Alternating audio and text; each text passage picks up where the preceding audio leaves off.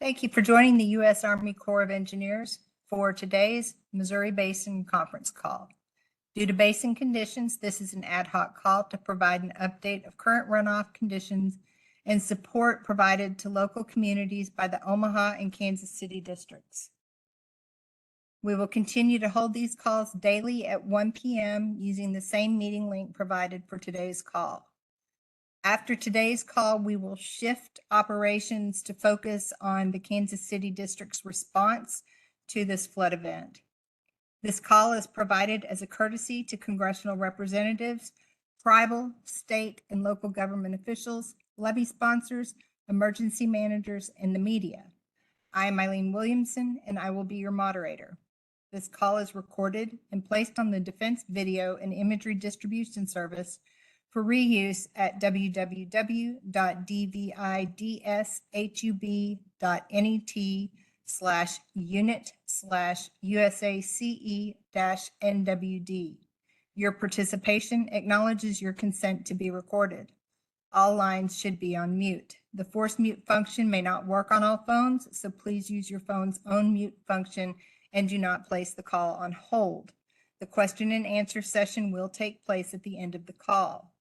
Our agenda today is as follows, and again, we'll be changing the agenda for tomorrow. Today's agenda is an opening comment or opening remarks from Kim Thomas, the Chief of Operations for the Omaha District. From the National Weather Service Missouri Basin River Forecast Center, we have Jim Terrell. From Missouri River Water Management, we have Mike Swenson. And from the Omaha District, we have Spencer Giles in Emergency Management. And from Kansas City District, we have Mike Doolin in Emergency Management. With that, I'll hand the call over to Kim Thomas. Hey, Eileen, thanks. Good afternoon, everyone. Kim Thomas, Chief of Ops here in the Omaha District. And on behalf of Colonel Neubauer, welcome to the 1300 call. Just obviously, folks are tracking, had some significant rain overnight in the area. And so we'll be talking through what that means from our perspective as we roll through all of the updates today. So appreciate the continued communications and collaboration, and I'll send it back to you, Eileen. Thanks. Thank you, Kim. And I'm going to hand it over to Jim Terrell with the Missouri Basin River Forecast Center. Hello, my name is Jim Terrell, and I'm with the Missouri Basin River Forecast Center. I will first go through stage forecasts for the Missouri River, and then I will give a summary of expected future precipitation. These forecasts are taking into account 24 hours of future precipitation. On the Missouri River, starting at Omaha, Omaha is falling and will likely fall below flood stage Wednesday. Nebraska City is past the main crest, but will have another smaller crest near 23.9 feet today due to the heavy rainfall from the past 24 hours. Brownville is now past crest and still in moderate flood category. Rulo is likely at crest now near 24.0 feet. At St. Joseph, the river is expected to crest at 24.1 feet Thursday morning. Further downstream at Kansas City, the river is expected to remain below flood stage. The river will crest near 26.9 feet minor flood stage at Waverly, Missouri on Friday, and near 29.0 feet on Friday evening in the moderate category at Glasgow. At Boonville, the river will crest in minor flood stage near 25.5 feet overnight Friday. Jefferson City is currently expected to remain below flood stage. And downstream at Hermann, Missouri, the river will crest in minor flood category near 23.1 feet Saturday night. As far as anticipated precipitation over the next 5 days, on day one, which would be this morning through Wednesday morning, heavy rain is forecast across the southern portion of the Missouri River Basin. The heaviest is anticipated across western Iowa and northern Missouri with upwards of 3 inches possible. On day two, which is Wednesday morning through Thursday morning, rain is expected in parts of South Dakota, central Nebraska, Kansas, and Missouri, with the heaviest rainfall expected in central South Dakota and Nebraska, eastern Kansas, and Missouri. Again, amounts of upwards of 3 inches are possible. On day 3, Thursday morning through Friday morning, additional rain is expected in the eastern half of the Missouri River Basin. The heaviest rain is anticipated in eastern South Dakota and Missouri, where 1 to 2 inches is expected. Day 4, Friday morning through Saturday morning, most of the Missouri River Basin is expected to be relatively dry. And on day 5, which is Saturday morning through Sunday morning, it's again expected to be relatively dry across the basin, and any precipitation that is expected to be light with less than 1/4 inch forecast. These storm systems have been very efficient rain producers, and locally heavy amounts are possible with heavy thunderstorms and where storms move over the same locations. We do expect the additional rainfall to add to the crest downstream of Kansas City. There is low confidence in specific crest numbers due to the convective nature of these storms, but it could be expected that the locations below Kansas City could see an additional 2 to 4 feet on the crest and reach into moderate flood category. For locations upstream of Kansas City, the additional rainfall is only expected to slow down the river recessions. This concludes the Missouri Basin River Forecast Center briefing. Back to you, Eileen. Thanks, Jim. And we'll move back to the Omaha District. Well, John's not in the EOC today. I'm going to hand it over to Mike Swenson in the Missouri River Water Management Division. Mike. Okay, thanks, Eileen, and good afternoon, everyone. There has been no change to the Gavins Point releases. Releases remain at 13,000 CFS, and our current forecast shows holding that for several more days before we would make any changes to the releases. That's all I had. Back to you, Eileen. Thanks, Mike. And we will incorporate the releases into the Omaha District update moving forward, and any changes will be briefed at that time. I'll hand it over to Spencer Giles or Oliver in the Omaha District Emergency Management Office. Thank you, Eileen. Good afternoon. This is Spencer Giles, Emergency Management Chief for the U.S. Army Corps of Engineers, Omaha District. We continue to maintain our activation level here in the EOC at level 2 partial activation, with continuing hours of operation from 7 a.m. to 5 p.m. daily. We're monitoring the impacts of heavy rains overnight. At this time, we don't see any risk to our federal levee system. Helicopter surveillance has resumed and will continue through July 4th. However, its operation may be limited by periods of severe weather. On-ground survey teams continue to monitor our federal levees in coordination with the local sponsors. At this time, we have no technical or direct assistance requests. We are viewing this as good news and an indicator that the local communities were well prepared and our levees continue to perform well.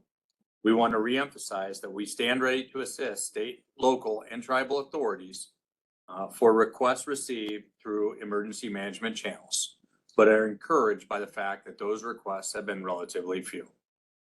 If you have any questions for us, call 402-995-2448 and leave a message. Our staff will return the call as quickly as possible. Thank you. Thanks, Spencer. And I will hand it over to Mike Doolin in Kansas City. Hi, thanks, Eileen. Good afternoon, everybody. Mike Doolin here, Emergency Management Specialist with the Kansas City District Corps of Engineers. No change in our EOC status. We remain activated to level 3 emergency watch with hours of operation from 0700 to 1700 daily. Today, our team's up in Holt County, Missouri, meeting with levee sponsors to provide technical assistance. Levee systems in that area have been loaded for several days, so now we are starting to see some seepage, but no sand boils have been reported at this time, and that could change the longer those levees stay loaded. So we continue to closely monitor river stages along the Missouri River and tributaries up and downstream of Kansas City as storms are forecast to pass through our AOR, our area of responsibility, this week. Current river observations, as mentioned by the River Forecast Center, show Rulo is in moderate flood stage and appears to be cresting now at 24 feet. The River Forecast Center shows the crest slowly tapering off through the week and then finally exiting flood stage around July 7th, pending additional rainfall. Duration and stage of the crest could be influenced by future precipitation, so please let's keep an eye on it. Pay attention to weather and river forecasts throughout the holiday week. Over the next 72 hours or 3 days, no levees that participate in our PL 8499 program are forecast to overtop.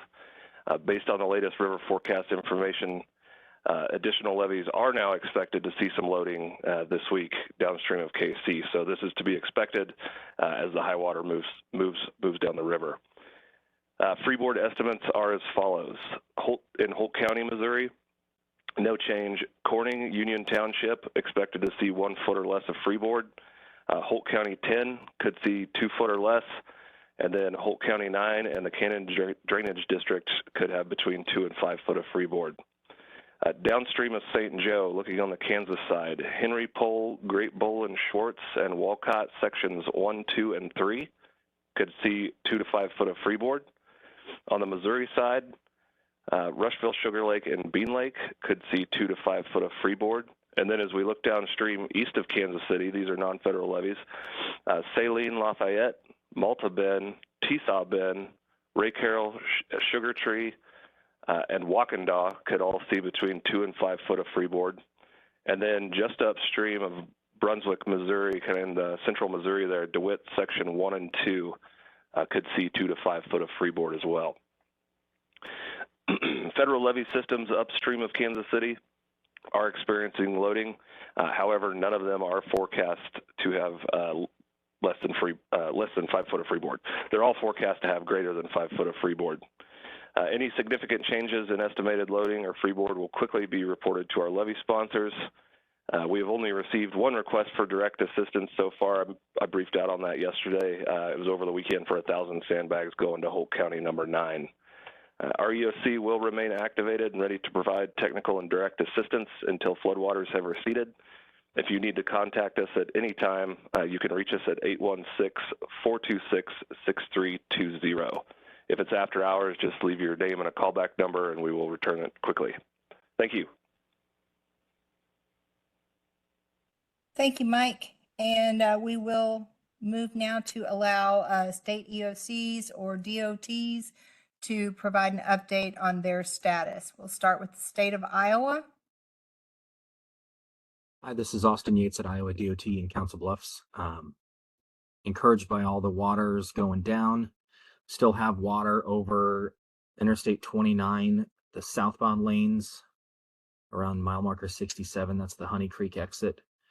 Lots of dry pavement other places. We're able to get a lot of debris removed, and we're encouraged by very minimal damage, just some shoulder erosion. But we are preparing to get the interstates opened as soon as the waters are completely off.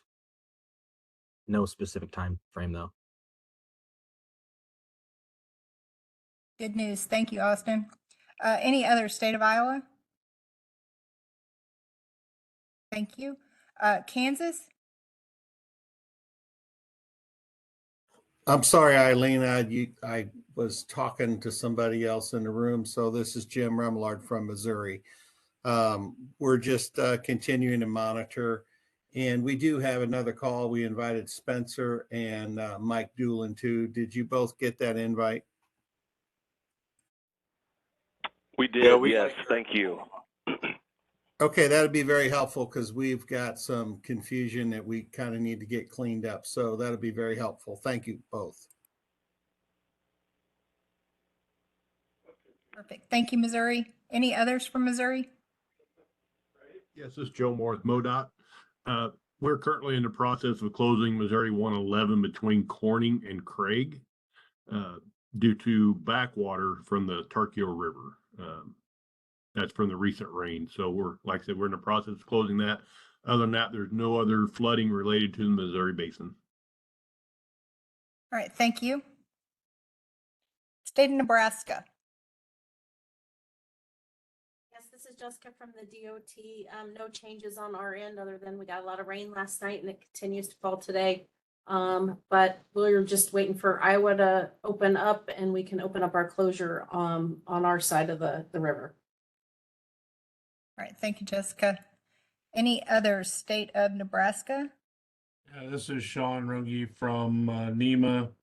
Again, just want to reiterate, appreciate the support from the Corps over the last week and your very timely response. And I guess we'll wait until the water completely recedes and we all go back to normal. But thank you guys for your help and your efforts.